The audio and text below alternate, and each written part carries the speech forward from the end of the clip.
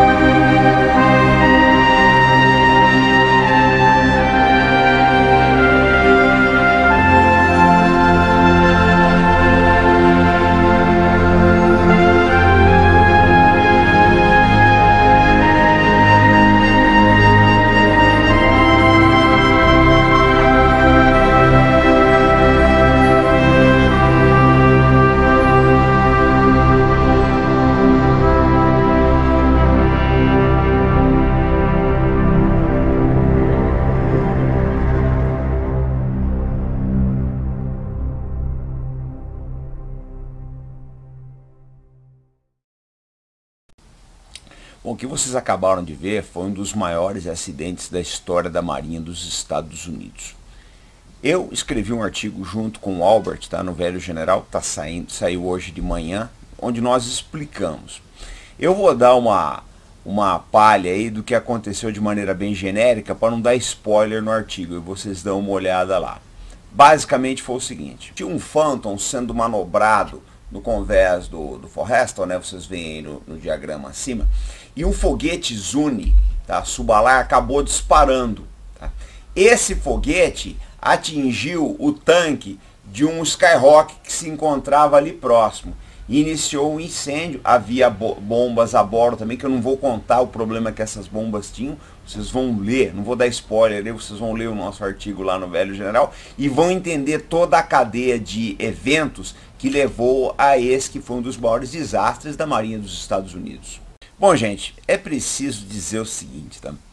É pouco conhecido, né, fora da Marinha de Guerra, a importância de cave, que é combate a avarias, né? Porque sem cave o navio não faz nada. Se ele tomar um torpedo aí, ou for atingido por uma bomba, ele não tiver um sistema de combate a avarias, ele vai acabar afundando ou por alagamento, ou por incêndio, ou excesso de danos, o que quer que seja. Então as marinhas dão muita atenção quanto ao aspecto de combate a avarias.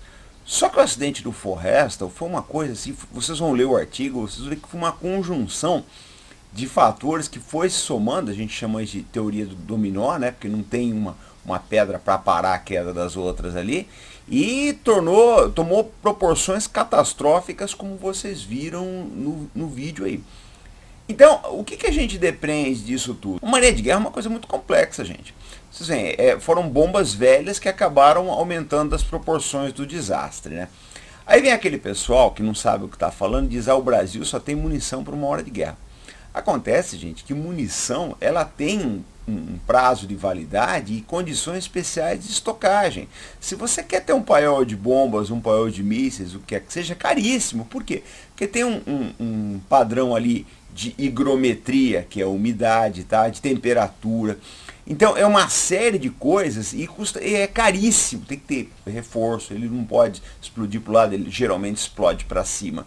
Então é muito caro manter isso. Então quando as pessoas falam uma bobagem dessa, só tem munição para uma hora de guerra, poxa, a gente já sabe que tá, né, o cara não sabe do que ele está falando. Vocês veem aí nesse artigo, quando vocês lerem, o perigo que é armazenar munição velha.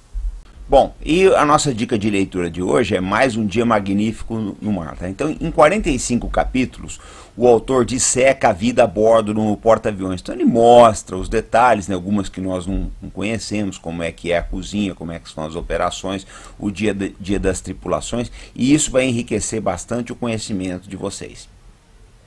E esse é para quem gosta de maquete, tá? É o Enterprise da Segunda Guerra Mundial para montar. Lembro que é o da Segunda Guerra Mundial, não é o nuclear, tá? E o que acontece? Ele é bastante detalhado e vocês vão ter assim uma boa ideia do que é a arquitetura da época. Vocês dão uma olhada, quem for montar o porta-aviões, dá uma olhada na arquitetura dele e compara depois com o irmão dele, o irmão nuclear. Vocês verem que realmente muita coisa mudou em termos de construção naval da Segunda Guerra para a era nuclear. Pessoal, esse guia também de couraçados, cruzadores e porta-aviões é muito bom. Faz parte de uma coleção, eu tenho. Ele é bastante ilustrado, bastante instrutivo. Aprendi muita coisa nova. É muito bom ter na biblioteca aí de quem gosta de pesquisar assuntos militares. Vocês encontram todos esses itens que eu mencionei na nossa lista de desejos aqui na descrição do vídeo. E sempre que vocês compram livros e outros artigos na Amazon, vocês estão ajudando o canal Arte da Guerra.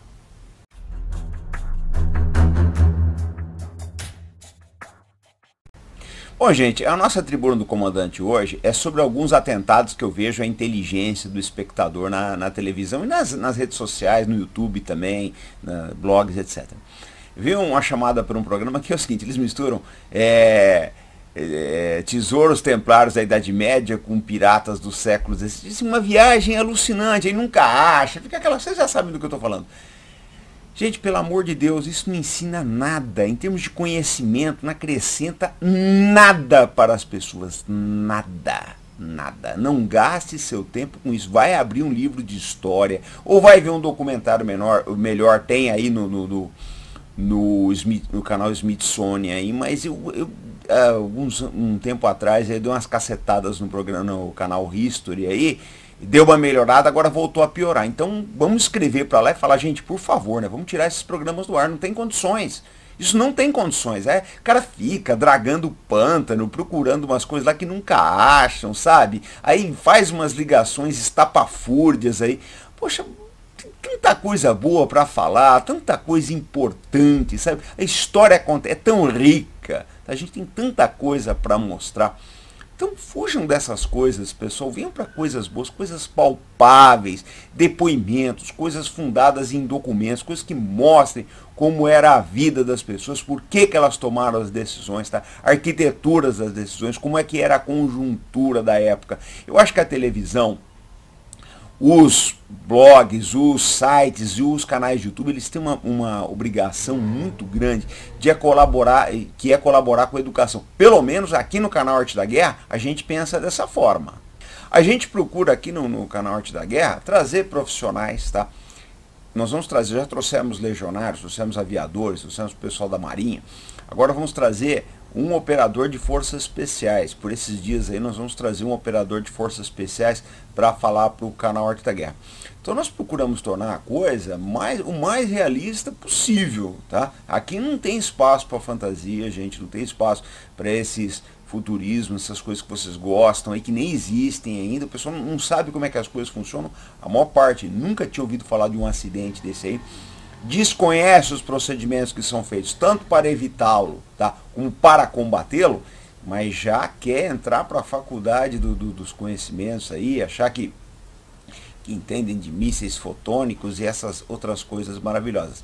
Pessoal, nós temos que pôr o pé no chão. Se vocês não entenderem como é a estrutura de uma força armada, como ela treina, como ela se forma, quais são as suas doutrinas operacionais, eu digo sempre isso. Vocês não estão adquirindo conhecimento militar, vocês estão aí lendo a revista super interessante. Tem uma diferença muito grande, então fica o recado. Tá? Aqui é para quem quer um conhecimento, tá, de profissionais.